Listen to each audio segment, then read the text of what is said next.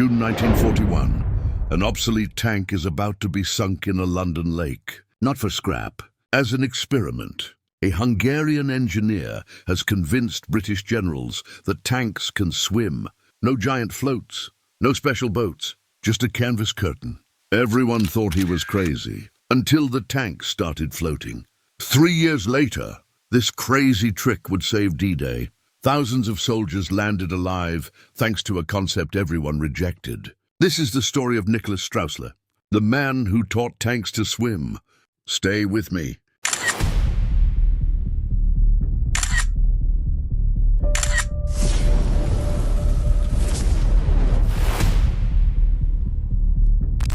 Nicholas Peter Sorel Straussler was born on May 7, 1891, in Budapest, Hungary, when the country was still part of the Austro-Hungarian Empire. His family wasn't wealthy. They weren't politically connected, but Nicholas had something money can't buy, a mind obsessed with solving impossible mechanical problems.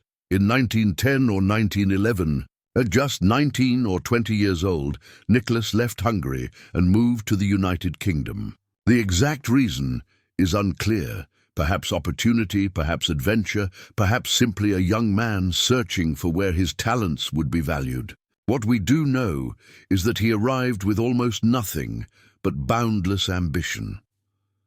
In January 1911, at the age of 20, Nicholas filed his first British patent, a rotary internal combustion engine. For an immigrant with no resources or connections, to file a patent so early demonstrated not only technical skill, but also extraordinary confidence. The engine was never mass-produced, but the patent established Nicholas as a serious engineer.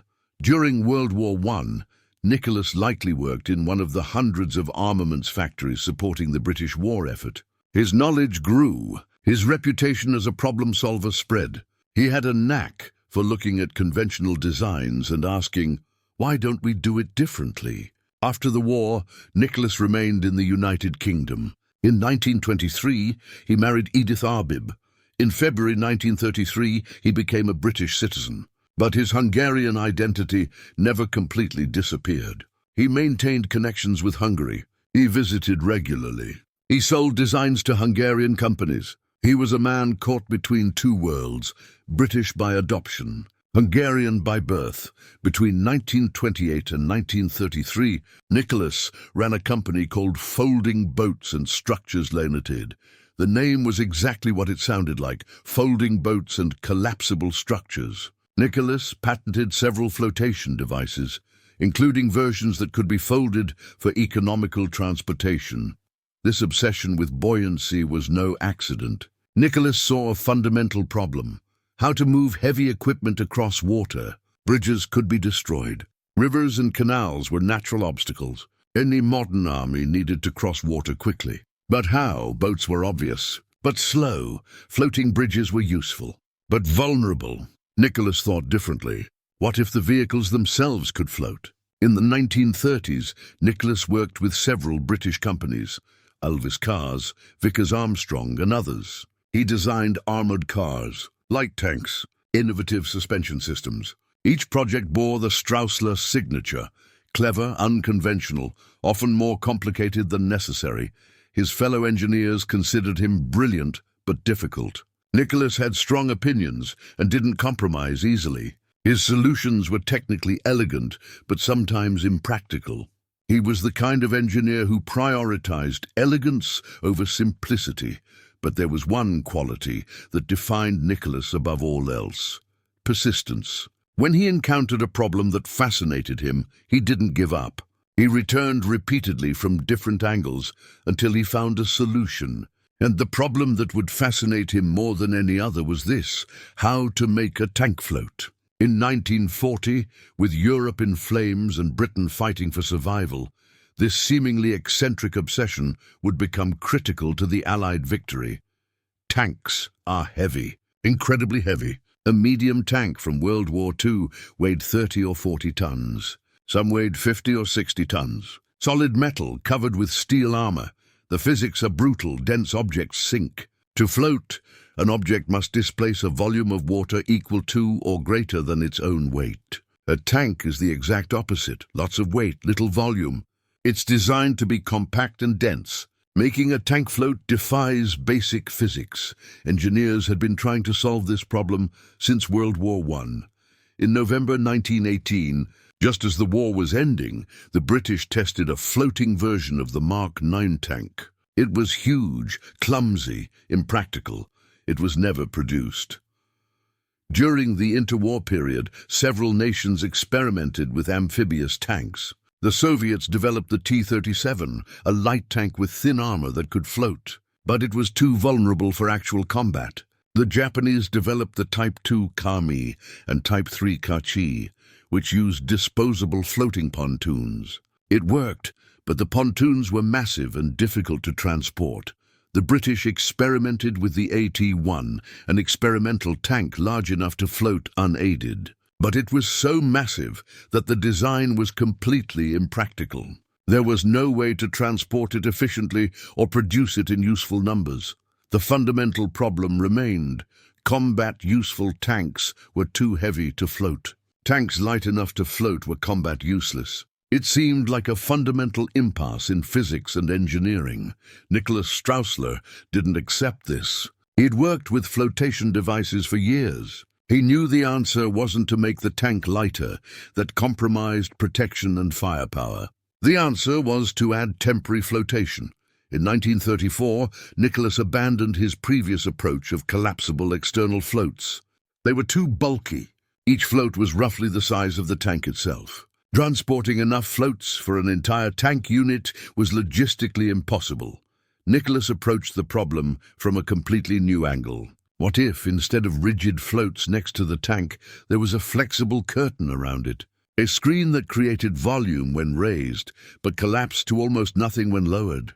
The idea was radical, almost absurd. A canvas curtain would transform a 30-ton metal tank into a boat? Most engineers would laugh at the suggestion. Water-resistant fabric? Canvas supporting 30 tons. But Nicholas didn't think conventionally. He saw the mathematics. If the curtain were tall enough and sealed properly, it would create volume. Volume would displace water. Displaced water would generate buoyancy. The physics would work. Of course, there were 1,000 practical problems. How to seal the tank's base against water. How to keep the curtain rigid against waves. How to propel the tank through the water. How to do all this so that it could be quickly removed when the tank reached the beach. But Nicholas loved practical problems. They were what got him up in the morning. He had a conceptual solution. Now he just needed to prove it worked. Nicholas presented his floating curtain idea to Vickers Armstrong, one of Britain's largest military equipment manufacturers. They were skeptical, very skeptical. Imagine the meeting. Nicholas excitedly explaining how canvas could make tanks swim. Experienced engineers exchanged glances. Someone probably mentioned that canvas tears, that waves knocked down fabric, that the whole idea was ridiculous, but Vickers had a policy. Test ideas before rejecting them outright. So they gave Nicholas limited resources to build a prototype. If it worked, great. If it failed, at least they would know for sure. Nicholas worked for months refining the design. The curtain would be made of treated waterproof canvas. It would be attached to a horizontal steel platform welded to the tank's hull. The curtain would be supported by horizontal metal hoops and vertical rubber tubes, inflated with compressed air. The inflation system was critical. Nicholas designed compressed air bottles and pipes that would quickly inflate the rubber tubes, giving the curtain rigidity. In theory, the screen could be erected in about 15 minutes. When the tank reached the beach, the crew would quickly collapse the curtain. Initial British War Office tests with Nicholas prototypes showed that a light tank, propelled by an outboard engine, swam reasonably well. But there were problems. The curtain was delicate.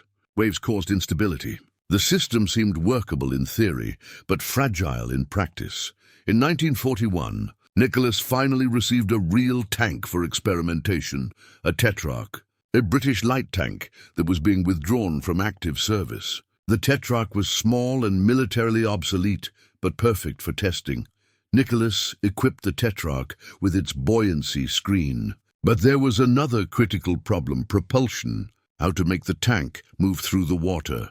Nicholas's solution was ingenious. Instead of breaking down the tank to obtain engine power for the propellers, he used the tank's rear pulley. A gear ring was attached to the pulley, and the corresponding pinion gear drove the propeller.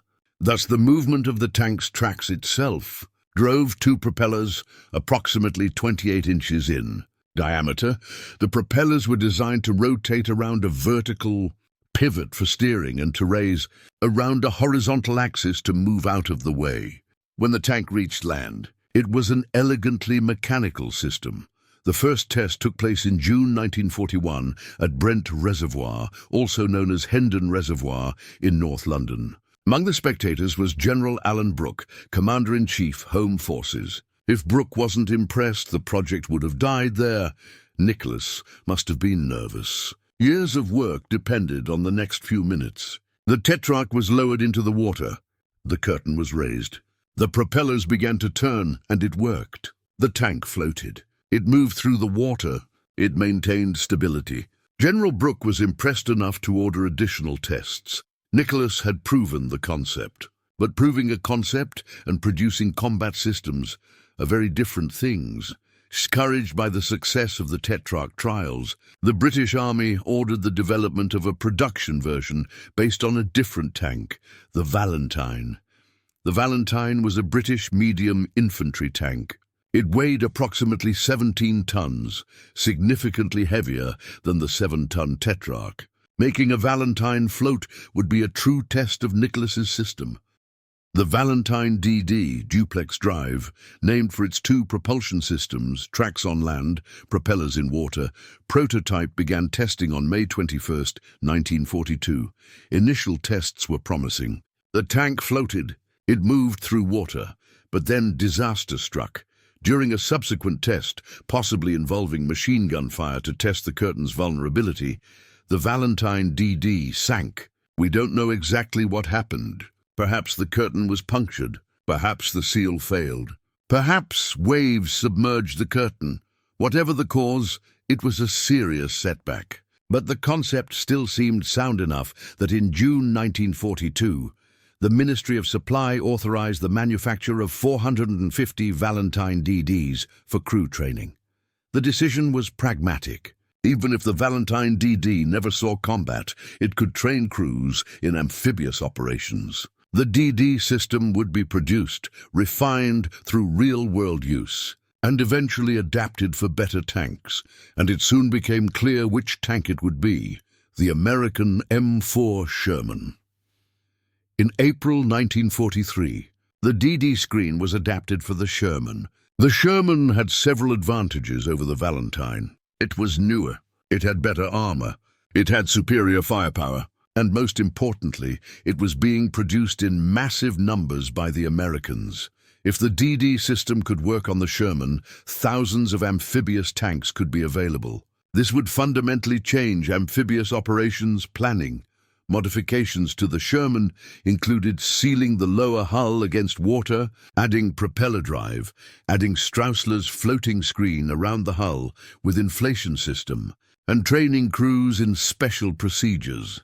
The base of the canvas curtain was attached to a horizontal, boat-shaped platform made of lightweight steel welded to the tank hull. The canvas was supported by horizontal metal hoops and 36 vertical rubber tubes. A system of compressed air cylinders and pipes inflated the rubber tubes to give the curtain rigidity. The screen could be erected in about 15 minutes and quickly collapsed when the tank reached the beach. In practice, there was approximately 3 feet, 0.91 meters, of freeboard above the water. In combat, the flotation system was considered disposable. It was assumed that crews would remove and discard it as soon as conditions permitted. In practice, some units retained the flotation equipment, and their tanks were used in several amphibious operations. The Sherman DD was ready, but ready for what? Where would it be used? The answer would come in secret planning meetings for the largest amphibious operation in history. In 1943, the Allies were planning the invasion of Nazi-occupied France, Operation Overlord, which would culminate in D-Day. The challenge was monumental. The Normandy beaches would be defended by concrete bunkers, pillboxes, underwater obstacles, mines, and tens of thousands of German soldiers. The first Allied soldiers to land would face devastating fire. Traditionally, amphibious invasions relied on naval and aerial bombardment to suppress defenses before landing. But everyone knew that bombardment wouldn't destroy all defenses. Soldiers would still land under intense fire, and here was the critical problem. Heavy tanks couldn't land with the first wave. They had to wait for beach engineers to establish landing areas. This meant infantry would land without tank support, vulnerable to German machine guns and anti-tank fire. It was General Percy Hobart, commander of the British 79th Armoured Division, who saw the potential of DD tanks to solve this problem. If tanks could swim from the transport ship to the beach, they would arrive with the first wave of infantry. They would provide immediate suppressive fire against German positions. Hobart was known for embracing unconventional technologies. Its 79th Armoured Division developed a variety of specialized tanks nicknamed Hobart's Funnies, flamethrower tanks, carpeted tanks for crossing sandy areas, mine-exploding tanks with rotating chains, and, of course, amphibious DD tanks. Planning to use DD tanks on D-Day began in 1943. Extensive testing was conducted in sea conditions to verify that the tanks could operate in real waves of the English Channel, not just on calm lakes. Tests showed that the DD system worked, but it had serious limitations. The tank only had about 3 feet of freeboard. Waves 4 feet or larger could submerge the curtain and sink the tank. This meant that sea conditions on D-Day would be critical. Furthermore, DD tanks were slow in the water, only a few miles per hour. They couldn't be launched too far from the beach. The ideal distance was between 1,000 and 2,000 yards offshore. Any further, and they would take too long, leaving them vulnerable to German fire and sea conditions. Crews had to be extensively trained. Operating a DD tank in the water required completely different skills than operating on land, navigating, dealing with waves. Knowing emergency procedures if the tank began to sink, approximately 450 Valentine DDs were built primarily for training. About 2,000 Sherman DDs were converted in Britain. About 300 were converted in the United States. This was a massive commitment of resources. Everything depended on Nicholas Straussler being right. That his canvas curtain would hold, that the tanks would float, that they would reach the beach. If it worked, it would save thousands of lives. If it failed, it would be a disaster. June 6th, 1944. D-Day. The largest amphibious invasion in history. In the early hours of the morning, Allied transport ships positioned themselves off the beaches of Normandy. Inside, DD tank crews prepared. They checked seals. They tested inflation systems. Some prayed. Everyone knew they were pioneers. Tanks had never been used this way in real combat. The plan was to drop the DD tanks approximately 2 miles, 3 kilometers offshore. They would swim to the beach, arrive before or with the first wave of infantry, and provide critical suppressive fire. But sea conditions were marginal. Waves were 4 to 6 feet, right at the safety limit for DD tanks. Some commanders hesitated. Were the conditions suitable? Should they risk it? At Utah Beach, the American commander made a critical decision. The waves were too high, too risky. He ordered ships to approach the beach and launch DD tanks into shallower, calmer waters. All DD tanks reached the beach safely. At Omaha Beach, the story was very different. Commanders decided to launch DD tanks at the planned range, approximately 2 miles offshore. Sea conditions were rough. Waves submerged the curtains. Of the 29 DD tanks launched by the 741st Tank Battalion, 27 sank. Only 2 reached the beach. Dozens of crew members died, drowning inside sunken tanks or swimming in the frigid waters of the English Channel under German fire. It was a disaster, but it wasn't Straussler's design fault. It was a tactical decision to launch in unsuitable conditions. The tanks weren't designed to operate in 6-foot waves. At Gold Beach, British, conditions were better. Of the 34 DD tanks launched, 33 reached the beach successfully. They provided vital suppressive fire and helped British infantry advance from the beaches. At Juno Beach, Canadian, 29 of 29 DD tanks reached the beach. Complete success. At Sword Beach, British, 33 of 34 DD tanks reached the beach. Overall, most DD tanks performed as expected. Where they failed, it was due to sea conditions exceeding design limitations or poor tactical decisions. Not a conceptual flaw. Soldiers who landed with DD tank support had a dramatically better chance of surviving the critical first hours. Tanks provided suppressive fire against German bunkers. Soldier morale was higher when they saw tanks alongside them on the beach. Nicholas Straussler wasn't on the beaches of Normandy. He was in England awaiting reports. When they arrived, they were mixed. Success on some beaches, disaster in Omaha, but the overall conclusion was clear. The concept worked. Where conditions were right and tactical decisions were sound, DD tanks were successful. They provided capabilities no other technology could offer. Nicholas had proven his concept in the most difficult arena possible, combat. His canvas curtain had crossed the English Channel. He had helped liberate Europe. The partial success of the DD tanks on D-Day did not end their operational history. DD tanks would be used in multiple subsequent amphibious operations during 1944 and 1945. In August 1944, during Operation Dragoon, the invasion of southern France, DD tanks were used again. Sea conditions in the Mediterranean were generally calmer than in the English Channel. The success rate was high. During the Rhine River crossing in March 1945, DD tanks were used to cross the river under German fire. They performed excellently in a river environment where waves were minimal and distances were short. Nicholas continued refining the DD system during and after the war. He attempted to adapt the system to heavier tanks, the Churchill, the Cromwell, and even the Centurion. He also experimented with the flamethrower-equipped universal carrier, but there was a fundamental limitation. Post-war tanks became progressively heavier. The Churchill weighed 40 tons, the Centurion 50 tons. To float tanks of this mass, the curtain would have to be so high and bulky that it would become impractical.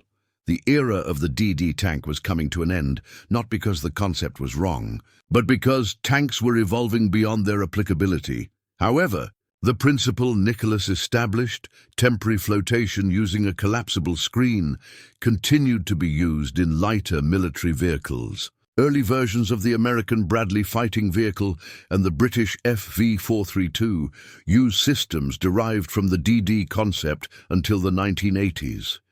Nicholas also worked on other projects after the war.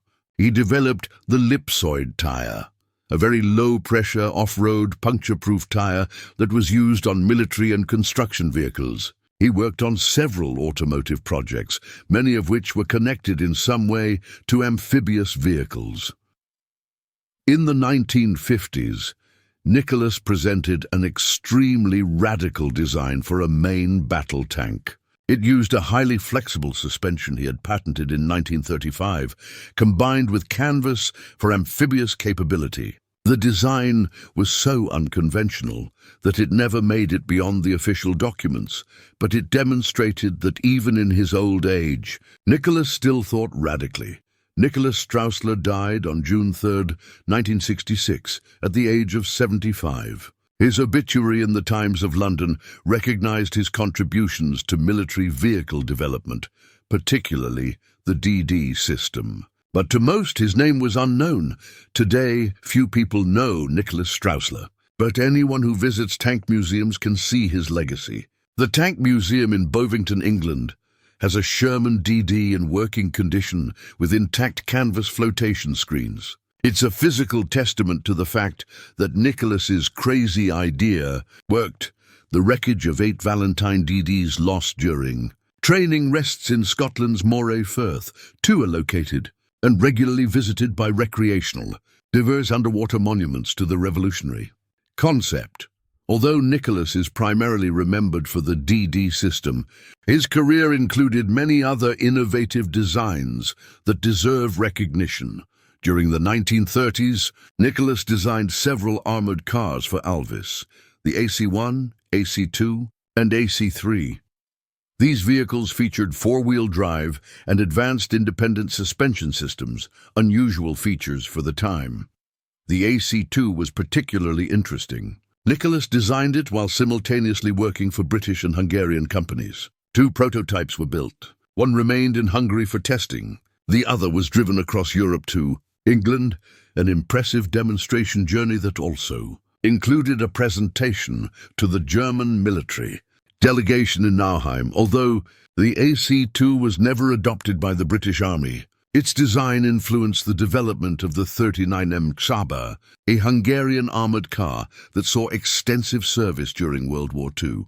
Ironically, since Hungary was an ally of the Axis powers, Csabas were also used by the German army. Nicholas's design fought for both sides. Nicholas also worked on the Ghana Straussler G3, a four-wheel drive off-road truck used in small numbers by the Germans as an artillery tractor. This vehicle had the unusual feature of being powered by two coupled engines, Nicholas's unconventional solution to the power problem. In Hungary, Nicholas designed the V4 amphibious tank, also known as the light tank V4, in the 1930s. It used a unique suspension system developed by Nicholas and a dual-drive design, meaning it could be driven with or without tracks. The concept was popular in the 1930s. Although it proved impractical, the V4 prototype suffered mechanical problems and limited off-road capability. The Hungarian army chose the Toldi, based on the Swedish Landsverk L60, instead. But the V4 demonstrated Nicholas's innovative thinking. He was willing to try radical concepts even if they eventually failed. One of Nicholas's most successful designs was the Alvis Straussler bomb trolley. Approximately 10,000 were manufactured for the Royal Air Force to transport bombs, primarily within airfields. Each carried 4 250-pound bombs. It was a simple, practical device, a rarity for Nicholas that saw widespread use. Nicholas also worked on the Straussler conversion and experimental modification of the QF 17-pounder and QF 32-pounder anti-tank guns. The guns were equipped with motorized carriages. Modified ammunition limbers would be attached to the gun's trails, effectively creating a four-wheeled, self-propelled vehicle and eliminating the need for a truck to tow the gun. The idea of equipping large artillery pieces with engines to give them a limited amount of independent mobility would eventually be adopted post-war with guns like the FH-70. Nicholas was decades ahead of the curve. The pattern throughout Nicholas's career was clear. He was an outside-the-box thinker, willing to try unconventional solutions. Many failed. Some worked brilliantly, but all were interesting. Nicholas Straussler's story offers valuable lessons about innovation, engineering, and unconventional thinking. First lesson: crazy ideas are not impossible. When Nicholas proposed floating 30-ton tanks using canvas curtains, the reaction was skeptical. Fabric against water? Canvas supporting tanks? It seemed absurd, but Nicholas understood the physics. Volume displaces water. Displaced water creates buoyancy. The material creating the volume, metal, wood, or canvas, is irrelevant as long as it is waterproof and structurally sound. Many truly innovative ideas seem crazy at first, not because they violate the laws of physics, but because they violate psychological expectations. We're accustomed to certain materials for certain applications. Breaking those associations feels wrong, even when technically sound. Lesson 2. Test aggressively. Nicholas didn't argue theoretically. He built prototypes. He tested them in lakes. He sank tanks. He learned from failures. He improved designs. He tested again. This iterative cycle of test, fail, improve is essential for true innovation. Many engineers stop at the design stage. Nicholas built hardware. When the Valentine DD prototype sank in 1942, it could have been the end of the project. Instead, it was a learning opportunity. What went wrong? Why? How to fix it? This mindset turned setbacks into progress. Third lesson: simplicity is not a lack of sophistication. Nicholas often created overly complex designs. His suspension systems were ingenious but difficult to maintain. His mechanical solutions were elegant but impractical. But the DD system was relatively simple: canvas, rubber tubing, compressed air, track-driven propellers. It wasn't elegant. It was functional. Sometimes the best designs are those that do just enough to solve the problem, no more. Nicholas learned this late in his career, but he applied it well in DD Lesson 4. Timing matters as much as technology. Nicholas had been working on floating since the 1920s, but it wasn't until 1940-44, when the need for amphibious invasions became critical, that his technology found a receptive audience. The same technology presented in 1935 would have been rejected. No immediate need, no funding, no military interest. But in 1941, with the invasion of Europe on the horizon, amphibious tanks became a priority. Innovators need not just good ideas, but the right timing. Fifth lesson: legacy is not fame. Nicholas Straussler never became a household name. No Hollywood films, no popular biographies, very little public recognition. But his work saved lives. DD tanks reached the beaches. They provided suppressive fire. They helped soldiers survive. Thousands lived because Nicholas solved the problem of making tanks float. That's real legacy. Not personal recognition, but lasting impact. Nicholas would probably prefer it that way. He was an engineer, not a celebrity. Lesson 6: persistence overcomes skepticism. From the 1920s until 1941, Nicholas worked on flotation. 2 decades of experimentation before significant success. How many people would give up after 5 years? 10 years? 15? Nicholas didn't give up. He believed in the solution. He continued refining, testing, and improving. Eventually, persistence overcame skepticism. This is a characteristic of true innovators. They believe when no one else does, and they work until they're proven right. Today, 79 years after D-Day, the name Nicholas Straussler is unknown to most people. There are no public monuments, no Hollywood films, no best-selling biographies, but his legacy lives on in subtle places. In tank museums around the world, Sherman DDs are on display. Visitors look at folded canvas curtains and often wonder. It seems so simple, so improvised. How could it possibly work? But it worked. And that's the glory of Nicholas's design. It was so simple that it seems obvious in retrospect. Great inventions often seem obvious after the fact. No one said it's obvious until Nicholas proved it.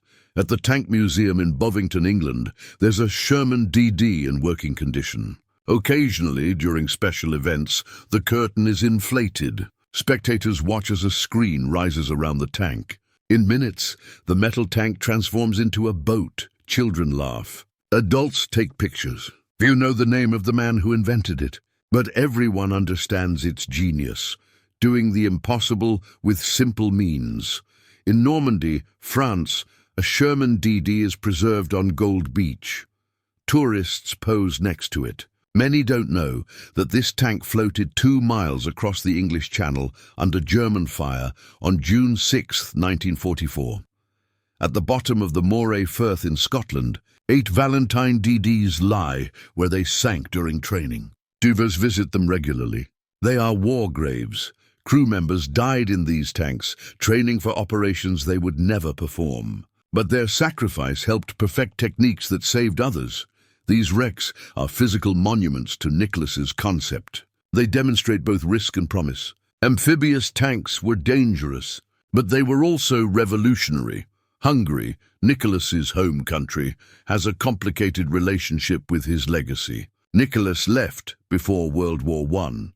He became British and worked for the British Army, but he also sold designs to Hungarian companies.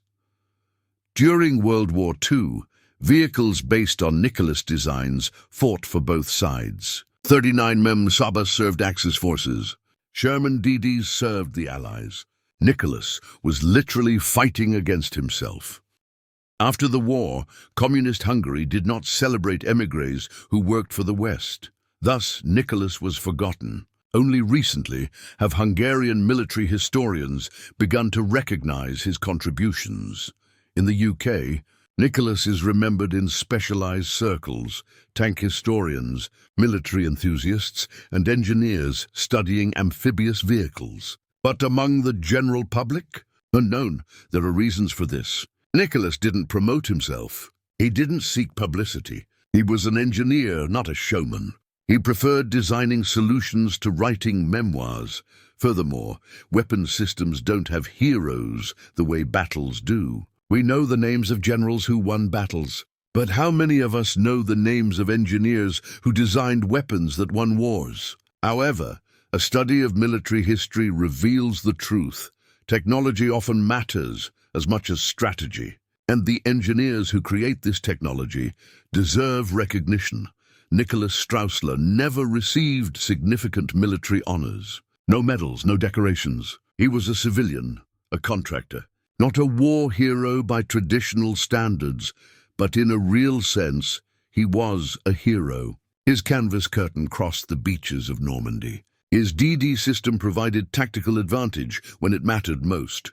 His unconventional solutions solved problems that conventional engineers declared insoluble. If there's any justice in history, Nicholas Straussler should be remembered, not just by experts, but by all who value innovation, intellectual courage, and a willingness to think differently. This documentary is our attempt to begin that correction. Nicholas Straussler deserves to be known. End.